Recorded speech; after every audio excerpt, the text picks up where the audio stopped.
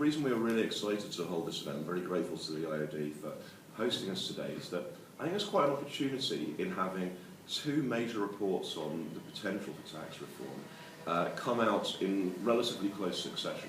While these kinds of reports are common, there's one going on somewhere in the world almost at every moment.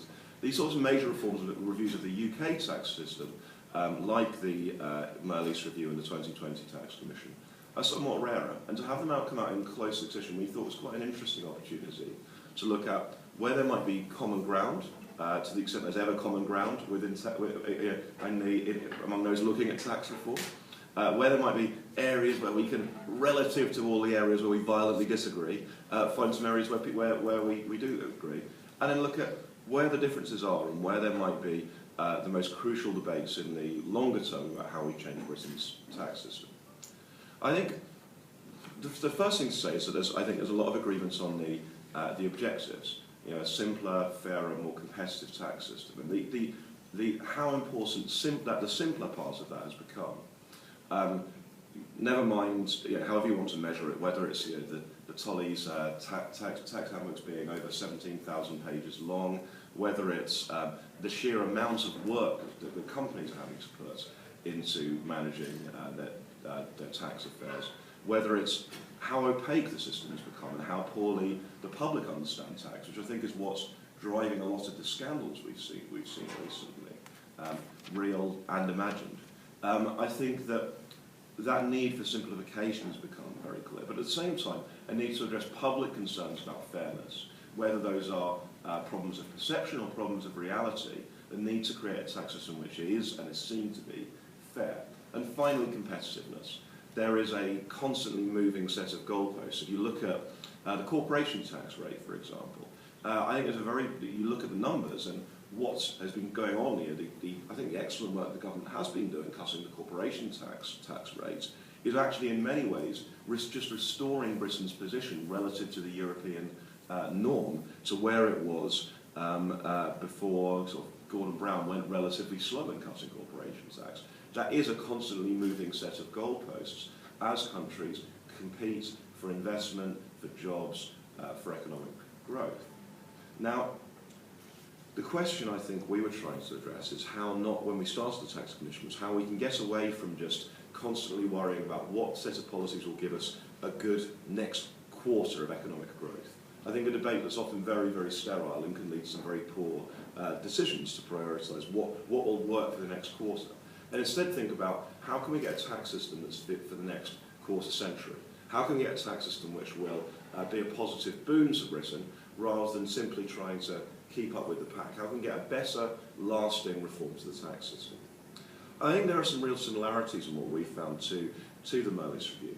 One simple one is that both reviews came to a fairly intense dislike of stamp duty. Now, the BBC Daily Politics will give me opportunities to do a film about stamp duty, which is going to be going out later today, so I won't linger on that one too often, but if anyone wants to talk about it in Q&A, it's a tax that's pretty loathsome, and I'll argue that with Matt Hancock, I think, later today. Another one would be merging income tax and national insurance. I think a very powerful opportunity to simplify the tax system, but also, I think, for us, an opportunity to make the tax system more honest. The tax rates on labour income are not 20%, 40%, 60%, 40%, 45%, right?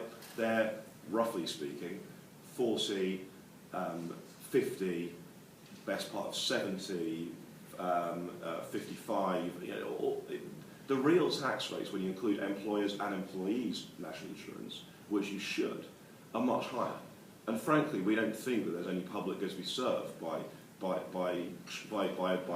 an attempt to hide the tax system, which I think often just leaves people confused about who is bearing what burden and where the genuine inconsistencies are within the tax system. And finally, the need to address the disparity between how debt and equity is treated within corporate taxes. Now, we do that in different ways, and I think that's where I think the interesting differences between the two reports start to come through. The Merlease Review recommends the allowance for corporate equity, which I'm sure Stuart wants to talk about later. The 2020 Tax Commission, which is an attempt to create a level playing field between debt and equity. The 2020 Tax Commission recommends an approach which, funnily enough, is in some way inspired by what was in the Mead Review, which is the most review's, in many ways, its predecessor from the 70s, which is to tax distributions instead, to tax when money leaves net the UK corporate sector. Now, we think that has a number of advantages over the status quo. Firstly, it means you completely abolish the unfairness between debt and equity and the distortions that creates. Secondly, it means you're not taxing retained earnings. Now, some people would see that as a bug in the system we're proposing. We very much see it as a feature. And indeed, it is a feature in some of the most competitive tax systems around the world. What that allows people to do, firstly, it removes the need for a whole host of allowances in the system at the moment. It removes the need for a whole host of these fiddly little reliefs, which creates so many of the problems with the tax system today.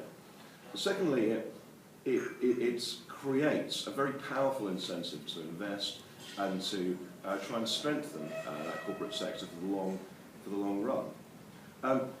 It allows you to remove a lot of the existing inequities in the system. It allows you to remove the advantage which many people have observed around the world for share buybacks over dividends, for example. It allows you to ensure that there's no advantage to incumbency through the simple sort of credit system recommends to ensure it's net distributions that are taxed. And it allows, crucially, for the same tax rate without impeding competitiveness on labour and capital income. You can tax them in a way which is very similar and a way which looks very similar. I think both of those are crucial because I think when we started the Tax Commission, I thought it was the challenge we were addressing was competitiveness and growth. I think what became very clear to all of us as we continued this process was actually a large problem here is legitimacy. We have an enormous problem with the basic legitimacy of the tax system. Endless stories about corporate tax dodging, some of which people are really playing games, some of which it's just simple products of the fevered imagination of journalists trying to understand a very complex corporate tax system. And because the tax system is so complex, no one can even understand their own tax and how much they're paying, how on earth are they supposed to understand how much a business is really paying? When you add together corporation tax, capital gains tax, income tax on dividends and interest, add together all of those taxes, and actually, capital's getting no special favours in terms of the simple return on a dividend. But that problem is created by having such different tax systems, and in the end by taxing what is an artificial construction, profit. It is in the end an artificial. If we instead tax something concrete, tax distributions, however they come, and what we wrestled with this the hardest policy challenge, I think it's fair to say, and Richard Barron and Rory Meakin, who both here who works at Brigham, will attest to that, the hardest policy challenge in working through this report. We address that for a reason. We think if you can do that, you can radically change and improve the legitimacy of the system. Other differences, wealth taxes, I think, is a crucial one. The 2020 Tax Commission came to much more of essentially came to the same dislike of wealth taxes that we see in transaction taxes. We don't see the case for transaction taxes. We don't see liquidity as some kind of sin in the markets. But equally, we don't see the case for wealth taxes. I think two crucial problems that we see in those. Firstly, I think there's this endless problem of them that they don't correlate to when people have the money on hand to pay them. I think that just makes these taxes a much more difficult tax for people to pay. And the second one is simply that and this is a political economy point, it pains people much more to have their money taken away.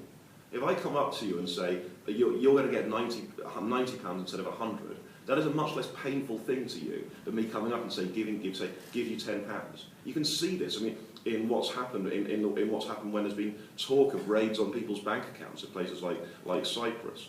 These taxes create political economy problems in a way that taxes on income don't. And I think that's why they raise very small amounts of revenue as a share of total revenue, and why they tend to be constructed in such wildly unfair ways. It's why we're talking about a mansion tax, which would mean someone could have 10 million of liquid assets, and not pay your tax, or have a £3 million house and a £2.5 million mortgage and pay a fortune under a mansion tax. We're talking about a kind of ridiculously unfair tax because these taxes, creating a rational wealth tax is so politically unfeasible. Taxing people on their pension entitlements, taxing people on their real wealth is so unthinkable for I think, ultimately good reasons. It undermines that certainty in property rights. And then finally, I think this is really a difference of remit rather than opinion. The 2020 Tax Commission is a plan for tax cuts. Now, I know there are people who've studied tax reform who see tax cuts as kind of cheating. You're not playing the game fairly if you say cut taxes because you haven't bothered to make your sums add up. And I think we need to reject that analysis. I think I think for a simple reason that we need to see tax reform as a benefit, as a part and parcel of tax cuts. Tax reform without tax cuts is inevitably a political and implementational disaster because of the kind of problems Graham talked about with losers. We need to see, on the other hand though, tax cuts without tax reform, this is why we were so keen to do this project at the TPA, is a massive missed opportunity.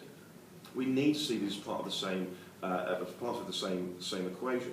Many of the problems of the tax system today are an attempt to address or disguise the problems created by high taxes. And if you look at the political history, what was the difference between the 2012 budget, which was pretty widely seen to have been a political disaster, and the 1988 budget? It wasn't the climate of public opinion. In many ways, 1988 was a worse time for tax reform. If you look at the polls, you look at study the political history of this. The difference is that the 1988 budget cut taxes. The 2012 budget was broadly revenue neutral. And what that meant was that the real political problem wasn't the top race and how that changed, but I think it was a good tax reform. It was all of these headlines about granny taxes, pasty taxes, caravan taxes. Some of them, I think reflected a serious problem. Some of them reflected just a small number of losers being very upset. And that's why we think that we need to see tax reform and tax cuts as part of a single project. We need to see this as a case for a simpler, fairer, more competitive tax system, and part of that is a tax system that's taking a lower share of Britain's national output. And that's why we think the 2020 Tax Commission represents the best way we can see to take tax reform forward, to get a better, fairer tax system and improve Britain's outlook for growth, but also get us away from this desperate Greek situation where people think that we tax so few pounds of taxable income. There's so few pounds of income are taxable that every time a pound of taxable income comes along, we best take the biggest share we can, because who knows when we'll next be able to find £1 of these awful tax dodgers. If we allow that impression to continue to build up, I think it's very, very dangerous.